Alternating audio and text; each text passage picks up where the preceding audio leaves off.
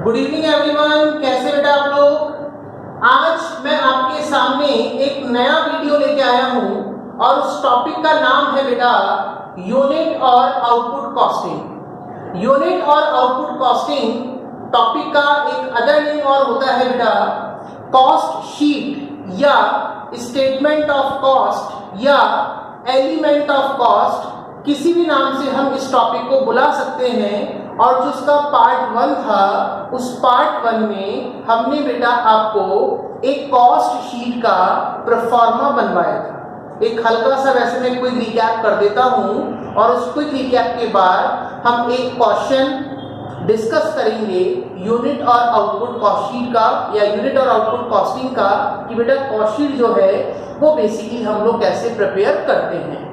मैंने आपको previous classes में बताया था या प्रीवियस वीडियो में आपको बताया था कॉस्ट शीट का जो परफॉर्मा है, और क्लास में काफी बार हम आपको बता चुके हैं किसी भी प्रोडक्ट की जब हम लोग मैन्युफैक्चरिंग करते हैं, किसी भी प्रोडक्ट को जब हम लोग बनाते हैं तो 3 एलिमेंट कंपलसरी होते हैं। Number 1 is material, number 2 is labour और नंबर 3 इज एक्सपेंस। फिर हमने कहा था कुछ पोर्शन डायरेक्ट यूज होता है, फिर हमने कहा था कुछ पोर्शन इनडायरेक्ट यूज होता है। जितना भी डायरेक्ट पोर्शन था उसके लिए हमने वर्ड यूज किया था direct material, direct labour, direct expense. इन तीनों का टोटल हम लोगों ने लिया था प्राइम कॉस्ट। और जितने भी इनडायरेक्ट एक्सपेंसेस होते हैं उनके लिए हम बेटा वर्ड यूज करके चलते हैं ओवरहेड। तो आइए जो कॉस्ट शीट का परफॉर्मा था वो आप प्रीवियस वीडियो में जाके देख सकते हैं। अब मैं आपको एक शीट का, मेरी ही शीट के कुछ न्यूमेरिकल क्वेश्चन हम लोग आपके साथ डिस्कस करेंगे। चैप्टर इजी है, पूरे चैप्टर में केवल और केवल मात्र आपको कॉस्ट शीट बनानी है। लेकिन जब हम बेटा इस टॉपिक को क्लास में पढ़ाते हैं तो हम आपको यही बोलते हैं पूरे चैप्टर में बनानी तो केवल और केवल कॉस्ट शीट है, लेकिन हर एक जो क्वेश्चन होगा वो आपको डिफरेंट लेवल का मिलेगा। तो आइए स्टार्ट करते हैं। सबसे पहले अपनी शीट का क्वेश्चन नंबर 1, और इसके बाद जितने भी क्वेश्चन मैं आपको कराऊंगा उसके बाद क्वेश्चन पूरे होते बेटा आपका चैप्टर कंप्लीट हो जाएगा। ठीक है, तो आइए जल्दी से स्टार्ट करते हैं शीट का क्वेश्चन नंबर 1। और आप लोगों को बेटा ये नोट्स जो भी हैं या शीट के जो भी क्वेश्चन हैं, जो क्लासेस में बच्चे पढ़ रहे थे, स्टूडेंट्स पढ़ रहे थे, उनको बेटा मैं ये शीट दे चुका हूं। और फिर भी जिन स्टूडेंट्स को ये शीट नहीं मिली है तो आप नीचे अपने जो गूगल ड्राइव पे लिंक होगा उस पे जाके आप नोट्स भी अपलोड कर सकते, नोट्स जो है आप लोग देख सकते हैं कि मैं कौन कौन से क्वेश्चन हमारी शीट के हैं और कौन कौन से क्वेश्चन आप लोगों को करा रहा हूं। आइए स्टार्ट करते हैं। सबसे पहले बेटा इस नोट्स में सबसे पहले आपको, वैसे तो इसमें कॉस्ट शीट का परफॉर्मा दे रखा है, हालांकि कॉस्ट शीट का परफॉर्मा हमने आपको बनवा दिया है, लेकिन इस कॉस्ट शीट के परफॉर्मे में जब हमने कॉस्ट शीट का परफॉर्मा बनवाया था तो जैसे वहां पे ऐड करवाया था प्राइम कॉस्ट के बाद फैक्ट्री ओवरहेड। अब फैक्ट्री के कौन कौन से खर्चे होते हैं, फैक्ट्री में होने वाले एक्सपेंस कौन कौन से होते हैं, तो बेटा इस शीट में आपको एग्जांपल दे रखे हैं, ये फैक्ट्री में होने वाले एक्सपेंसेस होते हैं। फिर हमने एक हेड डलवाया था ऑफिस ओवरहेड। ऑफिस में कौन कौन से खर्चे होते हैं, तो बेटा बहुत सारे खर्चे हैं जो ऑफिस में होते हैं। एक हेड हमने डलवाया था सेलिंग और डिस्ट्रीब्यूशन ओवरहेड, यानी प्रोडक्ट को प्रमोट करने के लिए मार्केट में सेल करने के लिए कंपनी कौन कौन से एफर्ट करती है, उसको हमने दिया था, हेड दिया था सेलिंग और डिस्ट्रीब्यूशन नाम से हमने उसको बुलाया था। तो बेटा उसमें कौन कौन से एक्सपेंस आते हैं उसकी शीट है। तो ये जो शीट है पूरी की पूरी आपको विद क्वेश्चन, ये हम नीचे आप लिंक देख लेना गूगल ड्राइव का, वहां पे आपको इसका लिंक मिल जाएगा और लिंक पे आपको ये सारी जो क्वेश्चंस हैं प्लस परफॉर्मा ऑफ जो क्वेश्चन शीट है वो आपको मिल जाएगा, आप आराम से देख के कर सकते हैं। अब बिना टाइम को वेस्ट करे हम स्टार्ट कर रहे हैं क्वेश्चन नंबर 1 शीट का। ठीक है बेटा, आइए स्टार्ट करते हैं। सबसे पहले टॉपिक का नाम है हमारा कॉस्ट शीट।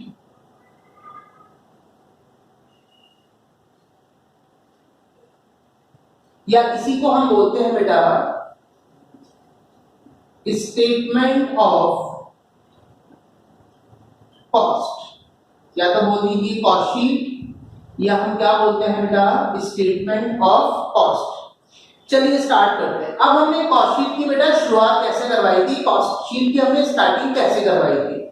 कॉस्ट शीट की हम लोगों ने बेटा स्टार्टिंग करी थी, सबसे पहले हम लोग लेते हैं opening stock of raw material, opening stock of raw material. हमने कहा था कौन सा क्वेश्चन कर रहे हैं बेटा, question number 1, opening stock of raw material. अब इस क्वेश्चन में देखते हैं opening stock of raw material कितना है। तो बेटा इस क्वेश्चन में opening stock of raw material given है 25,000। कितना है बेटा, 25,000। एंड क्या साल भर में आपने कोई भी न्यू परचेजेस करी है क्या, add purchases, opening stock of raw material. ध्यान रखना किसी भी चीज का ओपनिंग स्टॉक हमेशा प्लस होता है और किसी भी चीज का क्लोजिंग स्टॉक हमेशा माइनस होता है। तो ओपनिंग स्टॉक कितना है 25,000। एंड साल भर में आपने कोई भी न्यू परचेजेस करी है क्या, बिल्कुल करी है। कितनी है बेटा 85,000, इट्स 85,000। ओपनिंग स्टॉक हो गया, ऐड परचेज हो गया। फिर हमने ऐड करवाया था डायरेक्ट एक्सपेंसेस। अब डायरेक्ट एक्सपेंसेस कौन से, तो हमने साफ लिखवाया था परफॉर्मिंग के अंदर related to purchases of raw material.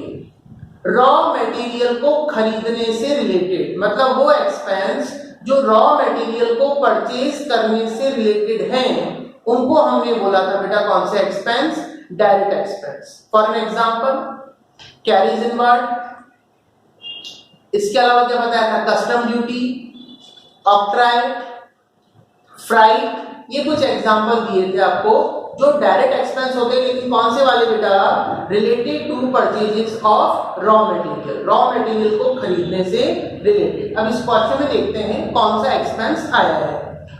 Opening stock हो गया, परचेजेस हो गया। बेटा यहाँ पे हमको दिख रहा है डायरेक्ट एक्सपेंस में कैरीज इनवर्ड, कौन सा दिख रहा है, कैरीज इनवर्ड दिख रहा है। तो ऐड करेंगे हम कैरीज इनवर्ड। बेटा कैरीज इनवर्ड जो होता है वो हमेशा ध्यान रखिए डायरेक्ट एक्सपेंस का पार्ट होता है, क्योंकि सिंपल सी बात है, कैरीज इनवर्ड का मतलब क्या है, इन मतलब आना। जब तक आपके पास रॉ मटेरियल आएगा ही नहीं, आप प्रोडक्ट की मैन्युफैक्चरिंग कैसे करोगे। तो हमेशा ध्यान रखना कैरीज इनवर्ड डायरेक्ट एक्सपेंस का पार्ट है और कैरीज आउटवर्ड हमेशा इनडायरेक्ट एक्सपेंस का पार्ट होता है। ये हमेशा आता है सेलिंग और डिस्ट्रीब्यूशन ओवरहेड में। लेकिन अभी बात होगी कैरीज इनवर्ड। बेटा कैरीज इनवर्ड के अलावा हमें और कोई भी डायरेक्ट एक्सपेंस इस क्वेश्चन में नहीं दिख रहा। तो देखिए परफॉर्मेंस को याद करें, opening stock of raw material 25,000, add साल भर में आपने कोई भी परचेजेस करी है, बिल्कुल करी है 85,000। एड डायरेक्ट एक्सपेंस, फिर से बोल रहा हूं डायरेक्ट एक्सपेंस कौन से वाले, related to purchases of raw material, raw material को खरीदने से रिलेटेड।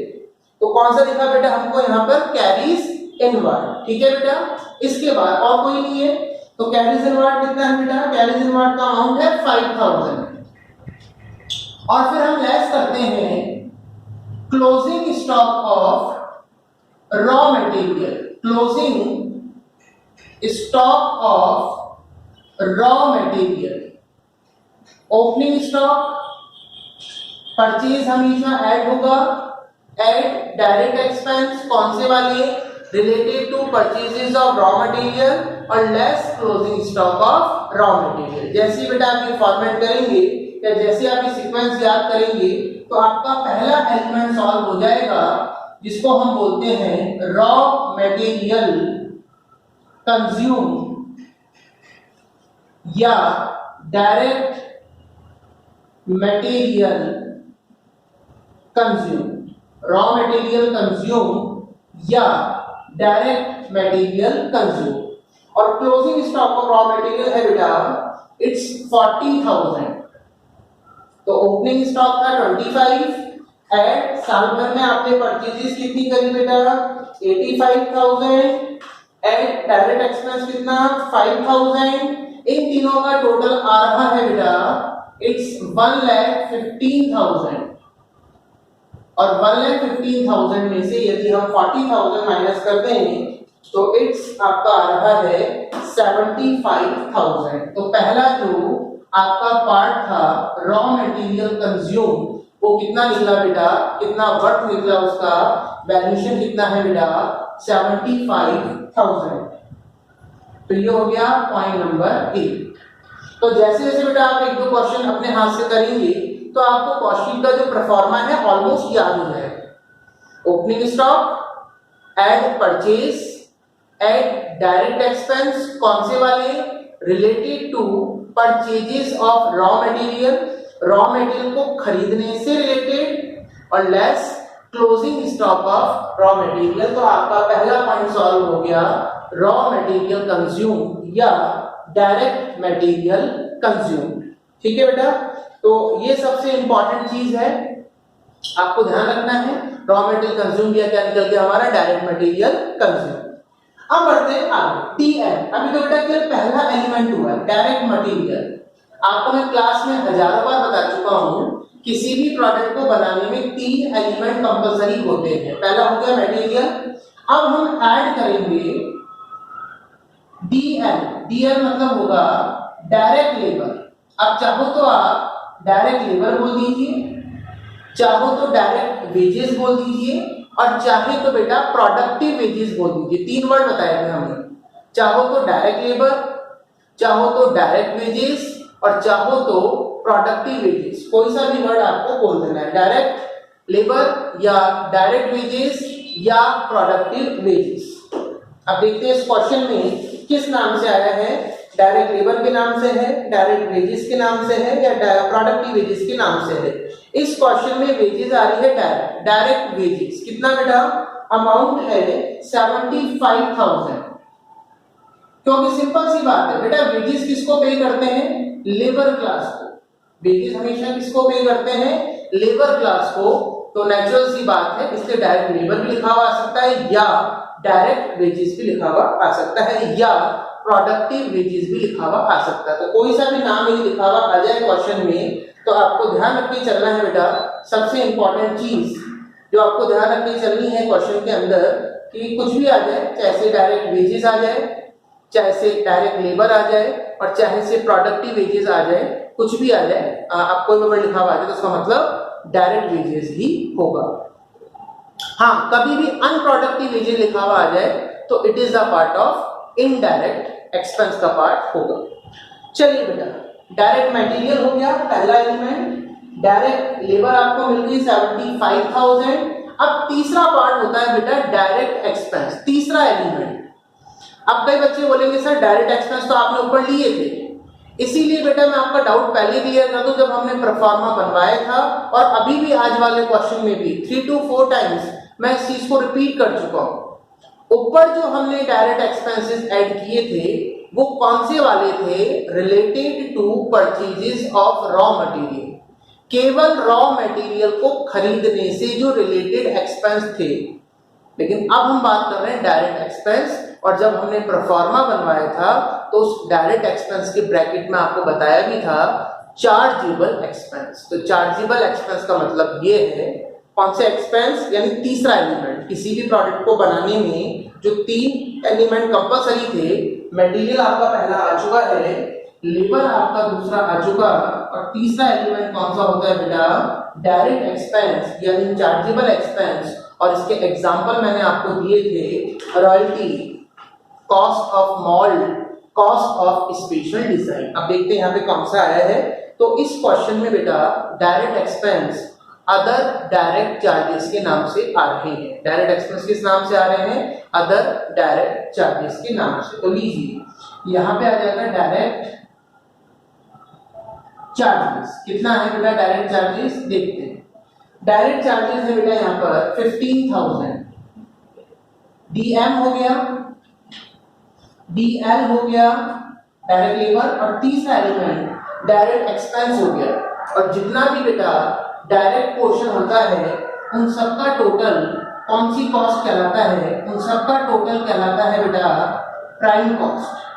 तो प्राइम कॉस्ट कितना होगा, 75, 150 और 15 बेटा, इट्स 1,65,000 10,000, पॉइंट नंबर A1। तो ये आपने प्राइम कॉस्ट तक कॉस्ट शीट को कैलकुलेट कर दिया है। फिर से कह रहा हूं बेटा, इसमें एक प्रॉब्लम छोटी सी और है, यदि आपने एक भी आइटम को ऊपर नीचे कर दिया, आपको सीक्वेंस याद नहीं रही, तो बेटा आपका पूरा क्वेश्चन गड़बड़ हो जाएगा। क्योंकि सिंपल सी बात है, आज मान लीजिए मेरे प्राइम कॉस्ट ही गलत है, तो आगे मैं कितनी कॉस्ट शीट बनाऊं, मेरे सारे टोटल क्या होंगे, रॉन्ग होंगे। लेकिन हाँ, फिर भी don't worry, step by step आपको मार्किंग होती है। जैसे आपने फैक्ट्री ओवरहेड में लगभग आइटम सही लिख दिए, ऑफिस ओवरहेड में ऑफिस की जो एक्सपेंस है लगभग आपने राइट लिख दिए, तो स्टेप बाय स्टेप मार्किंग भी होती है। लेकिन फिर भी कहूंगा चैप्टर इजी है, थोड़ा सा कंसंट्रेशन लेवल आपको रखने की बहुत ज्यादा जरूरत है। ठीक है बेटा, चलिए आगे बढ़ता हूँ। एक बार फिर से रिपीट करते हैं, यहाँ तक हम लोगों ने क्या किया, opening stock of raw material. किसी भी प्रोडक्ट को बनाने में 3 एलिमेंट कंपलसरी होते हैं। Number 1 is raw material, number 2 is labour, number 3 is expense. चाहे से मटेरियल हो, चाहे से लेबर हो, चाहे से एक्सपेंस हो, डायरेक्ट भी यूज होते हैं एज वेल एज इनडायरेक्ट भी यूज होते हैं। पहले हमने बात करा डायरेक्ट पोर्शन की, और डायरेक्ट पोर्शन हमने कैसे निकाला, डायरेक्ट मटेरियल हम लोगों ने कैसे कैलकुलेट किया, opening stock of raw material add साल भर में आपने कोई भी न्यू परचेजेस करी, उस परचेजेस को हम प्लस करेंगे। एड डायरेक्ट एक्सपेंस, कौन से वाले, related to purchases of raw material, और लेस किसको करेंगे, closing stock of raw material. तो इससे आपका पहला एलिमेंट सॉल्व होगा रॉ मटेरियल कंज्यूम्ड या डायरेक्ट मटेरियल कंज्यूम्ड। उसके बाद हमने ऐड किया बेटा, डीएम वाला पोर्शन कंप्लीट हुआ, फिर हमने ऐड किया डीएल, डायरेक्ट लेबर। मैंने कहा या तो डायरेक्ट लेबर लिखा हुआ आ सकता है, या डायरेक्ट वेजेस लिखा हुआ आ सकता है, या प्रोडक्टिव वेजेस लिखा हुआ आ सकता है। तीनों में से यदि कोई सा भी वर्ड लिखा हुआ आ रहा है, इट मींस वो आपका डायरेक्ट लेबर का पार्ट होगा। और तीसरा एलिमेंट है डायरेक्ट एक्सपेंस या चार्जेबल एक्सपेंस। 2-3 नाम बताए थे आपको, 2-3 एग्जांपल बताए थे प्रीवियस पार्ट में, आके आप लोग देख सकते हैं। और यहाँ पर जो डायरेक्ट एक्सपेंस थे अदर डायरेक्ट चार्जेस के नाम से, उसने आपको डायरेक्टली क्वेश्चन बता दिया। और तीनों का टोटल बेटा कौन सी कॉस्ट कहलाती है, प्राइम कॉस्ट। प्राइम कॉस्ट बोल दीजिए, या इसी का एक नाम और होता है डायरेक्ट कॉस्ट भी हम इसको बोलते हैं, प्राइम कॉस्ट या डायरेक्ट कॉस्ट। ठीक है बेटा, चलिए अब इसके आगे थोड़ा सा हम कॉस्ट शीट को बढ़ाते हैं। जैसे आपने प्राइम कॉस्ट निकाली, तो प्राइम कॉस्ट के बाद हम लोग जो बेटा नेक्स्ट हेड डालते हैं, जो हम नेक्स्ट एक्सपेंसेस लेते हैं, उसका नाम होता है फैक्ट्री ओवरहेड। कौन से ओवरहेड बेटा, फैक्ट्री के खर्चे। अब आपको पहचानना पड़ेगा इसमें फैक्ट्री के खर्चे कौन कौन से। आइए स्टार्ट करते हैं स्टार्टिंग से। ओपनिंग स्टॉक हम लोग ले चुके, परचेजेस हम लोग ले चुके, closing stock of raw material आ चुका, कैरीज इनवर्ड आ चुका। अब कई बच्चे सोच रहे हैं स्टार्टिंग से आइटम क्यों बोल रहे हैं जबकि वो करा चुके हैं। बेटा कोई भी आइटम मिस ना हो जाए, इसलिए एक बार दोबारा जैसा आपने आइटम को लिख भी लिया हो, तो एक बार सारे आइटम्स को रिकॉल कर लें, कुछ गड़बड़ ना हो जाए, कोई आइटम छूट ना जाए। तो कैरीज इनवर्ड भी हम लोग ले चुके थे, वेजेस डायरेक्ट ऊपर आ चुकी थी। अब आ रहा है वेजेस इनडायरेक्ट। बेटा मटेरियल हो चाहे से लेबर हो, डायरेक्ट पोर्शन जो आप ऊपर ले गए, अभी थोड़ी देर पहले ही बताया था, जो इनडायरेक्ट पोर्शन होगा वो कहाँ जाएगा, फैक्ट्री के अंदर। फैक्ट्री का खर्चा क्यों है, क्योंकि फैक्ट्री में ही होती है मैन्युफैक्चरिंग, और किसी भी प्रोडक्ट को बनाने में मटेरियल और लेबर और एक्सपेंस का इंपॉर्टेंट रोल होता है। तो आइए हमेशा ध्यान रखना, इनडायरेक्ट किस नाम से आ रहा है बेटा, इनडायरेक्ट वेजेस के नाम से। तो इनडायरेक्ट मटेरियल हो जैसे इनडायरेक्ट वेजेस हो, हमेशा ध्यान रखना फैक्ट्री के एक्सपेंस का पार्ट है। और इनडायरेक्ट वेजेस कितनी है बेटा क्वेश्चन के अंदर, ये है आपकी 10,000 रुपीज। चलिए अगला है बेटा रेंट और रेट्स। रेंट और रेट्स दो है, एक फैक्ट्री एक ऑफिस है। खुद ने बोल दिया, खुद ने आपका इसने बता दिया कि फैक्ट्री का रेंट कितना है। तो ले लेते हैं फैक्ट्री का रेंट कितना है। फैक्ट्री का रेंट, तो फैक्ट्री का रेंट है बेटा 5,000। अगला है बेटा इनडायरेक्ट कंजप्शन ऑफ मटेरियल। अभी बताया था इनडायरेक्ट मटेरियल हो जैसे इनडायरेक्ट वेजेस हो, किसका पार्ट होगा बेटा, it is the part of factory overhead. क्यों, क्योंकि फैक्ट्री में ही होती है मैन्युफैक्चरिंग। It's 500 rupees. आगे है डेप्रिसिएशन ऑन प्लांट। बेटा प्लांट एंड मशीनरी कहाँ यूज होगी? नेचुरल सी बात है फैक्ट्री में ही होगी, क्योंकि प्रोडक्शन कहाँ पे होता है? फैक्ट्री में। तो डेप्रिसिएशन ऑन प्लांट, तो डेप्रिसिएशन ऑन प्लांट कितना है बेटा? It's 1500 rupees, 1500 rupees. अगला है बेटा डेप्रिसिएशन ऑन ऑफिस फर्नीचर। खुद ने बोल दिया ऑफिस फर्नीचर, तो बेटा कौन से एक्सपेंस का पार्ट होगा? ऑफिस के खर्चों का। सैलरी बेटा दो है, ऑफिस की ऑफिस में जाएगी, और सेल्समैन की जो सैलरी होगी वो सेलिंग और डिस्ट्रीब्यूशन ओवरहेड का पार्ट होगा। अगला है बेटा other factory expenses. Factory expenses की हम बात करें तो हम फैक्ट्री ओवरहेड की बात कर रहे हैं, तो इसी में आएगा बेटा किस नाम से? गिवन है डायरेक्टली फैक्ट्री के नाम से, तो फैक्ट्री एक्सपेंसेस कितने हैं बेटा? फैक्ट्री एक्सपेंसेस है 5700। नेक्स्ट है आपका ऑफिस एक्सपेंस। ऑफिस एक्सपेंस जाएगा हमेशा ऑफिस में। अगला है मैनेजिंग डायरेक्टर रेम्यूनरेशन। बेटा एमडी जो बैठते हैं वो हमेशा ऑफिस में बैठते हैं, तो मैनेजिंग डायरेक्टर का जो भी रेम्यूनरेशन है वो कहाँ पे जाएगा? वो हमेशा ऑफिस में जाएगा। लेकिन इस क्वेश्चन में एक स्पेसिफिक पॉइंट आया है, उसकी वजह से हमें फैक्ट्री में भी लेके जाना पड़ेगा। लास्ट में साफ लिखा हुआ है the managing director remuneration is to be allocated 4000 rupees to factory. कितने रुपए आपको फैक्ट्री में लेके जाने बेटा? 4000 रुपए। तो यहाँ लेके जाएंगे हम लोग एमडी रेम्यूनरेशन। एमडी रेम्यूनरेशन कितना है बेटा फैक्ट्री का? तो फैक्ट्री में है बेटा इट्स 4000। फिर से बोल रहे हैं, यदि केवल ये कोई स्पेशल नोट नहीं आता, क्वेश्चन में कोई पॉइंट नहीं आता एमडी रेम्यूनरेशन से रिलेटेड, तो एमडी का रेम्यूनरेशन हम लोग ऑफिस में ही लेके जाते। लेकिन क्योंकि खुद ने ही बोल दिया कि एमडी का जो रेम्यूनरेशन है वो आपको फैक्ट्री में भी एलोकेट करना है, ऑफिस में भी एलोकेट करना है, और सेलिंग और डिस्ट्रीब्यूशन में भी लेके जाना है, तो इसलिए बेटा हम तीनों में लेके जा रहे हैं।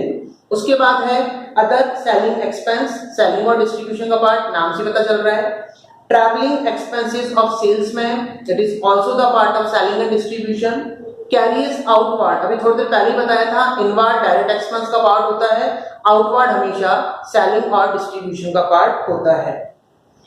सेल्स आपकी इनकम है, सबसे लास्ट में आएगी। एडवर्टीजमेंट ये भी किसका पार्ट है बेटा? सेलिंग और डिस्ट्रीब्यूशन ओवरहेड का पार्ट। केवल इसमें एक आइटम और है बेटा जिसका नाम है एडवांस इनकम टैक्स पेड। तो हमेशा ध्यान रखना बेटा इनकम टैक्स जो है वो कॉस्ट शीट में नहीं आएगा, क्योंकि बेटा इसका जो परफॉर्मा है कॉस्ट शीट का, इस कॉस्ट शीट के परफॉर्मा जब आप देखेंगे, नोट देखेंगे, तो यहाँ पर हमने एक हेडिंग डाल रखा है important note, all the financial expense, income, abnormal loss, abnormal gain, ये हम किसमें काउंट नहीं करेंगे, या कोई भी प्रॉफिट का एप्रोप्रिएशन ये हम कॉस्ट शीट में काउंट नहीं करेंगे। It is not the part of cost sheet. ये मैं अगली क्लास में आपको बताऊंगा, कि वीडियो बहुत लंबी हो जाएगी और हमें भी क्वेश्चन कंप्लीट भी करना है। बाकी आप ध्यान रखना, कोई भी फाइनेंशियल एक्सपेंस, कोई भी financial income, abnormal loss, abnormal gain, और आपका प्रॉफिट का एप्रोप्रिएशन, जैसे प्रॉफिट का हम जो बंटवारा करते थे, डिस्ट्रीब्यूशन जो करते थे, वो कुछ भी कॉस्ट शीट में नहीं आएगा। क्योंकि कॉस्ट शीट हम जो कॉस्ट शीट आप बना रहे हो अकॉर्डिंग टू जो पैरामीटर है वो डिसाइड करता है कौन सा इंस्टीट्यूट? सीएमए। इनके रूल्स अलग चलते हैं, और जो फाइनेंशियल अकाउंटिंग होती है उसको कंट्रोल करता है बेटा आईसीआई। तो दोनों के पैरामीटर्स अलग हैं, दोनों की अकाउंटिंग का प्रोसीजर अलग है, दोनों की अकाउंटिंग का तरीका अलग है। फिलहाल नेक्स्ट वीडियो में थोड़ा सा और डिस्कस कर लूंगा इस पॉइंट पे। अभी फिलहाल एक इनकम टैक्स वाला जो पार्ट है वो यहाँ पर नहीं आएगा, because it is the part of financial expenses. Income tax का पेमेंट फाइनेंशियल एक्सपेंस का पार्ट होता है। फिलहाल कम टू द पॉइंट, मेरे हिसाब से फैक्ट्री के सारे खर्चे हो चुके हैं। जैसे ही बेटा हमने फैक्ट्री ओवरहेड परफॉर्मे के अंदर ऐड करवाया था, उस फैक्ट्री ओवरहेड के बाद हमने वहां पर एक छोटा सा एडजस्टमेंट भी करवाया था। क्योंकि सिंपल सी बात है, जब आप लोगों ने एफएम पढ़ी थी तो एफएम में मैं आपको बार बार बताता हूँ, जो इन्वेंट्री टॉपिक है, जो स्टॉक टॉपिक है, इन्वेंट्री या स्टॉक टोटल 3 होते हैं, 3 टाइप्स के होते हैं। नंबर 1 रॉ मटेरियल, तभी आपने ओपनिंग स्टॉक प्लस किया, क्लोजिंग स्टॉक यहाँ पे आपने माइनस किया। एक स्टॉक होता है वर्क इन प्रोग्रेस का, जिसमें गुड्स होती है बेटा सेमी फिनिश गुड्स, और प्रोसेसिंग कहाँ पे होती है? हमेशा फैक्ट्री में। तो जैसे ही हम लोग फैक्ट्री के एक्सपेंस ऐड करते हैं, इसके बाद हमने एक छोटा सा एडजस्टमेंट और कराया था, add opening stock of WIP और less closing stock of WIP। तो देखते हैं इस क्वेश्चन में, बेटा हमने क्वेश्चन पूरा रीड कर लिया, कहीं पर भी वर्किंग प्रोग्रेस का एडजस्टमेंट नहीं आया। यदि आता तो हम WIP का ओपनिंग स्टॉक प्लस करते और WIP का हम क्लोजिंग स्टॉक लेस करते। Is it clear? और इसके बाद हमने एक छोटा सा एडजस्टमेंट और बताया था, हालांकि हमने बताया था कि बहुत कम क्वेश्चन में आएगा, 100 में से कोई एक क्वेश्चन है, और वो था सेल ऑफ वेस्ट या सेल ऑफ स्क्रैप। बेटा आप क्वेश्चन बना रहे हो,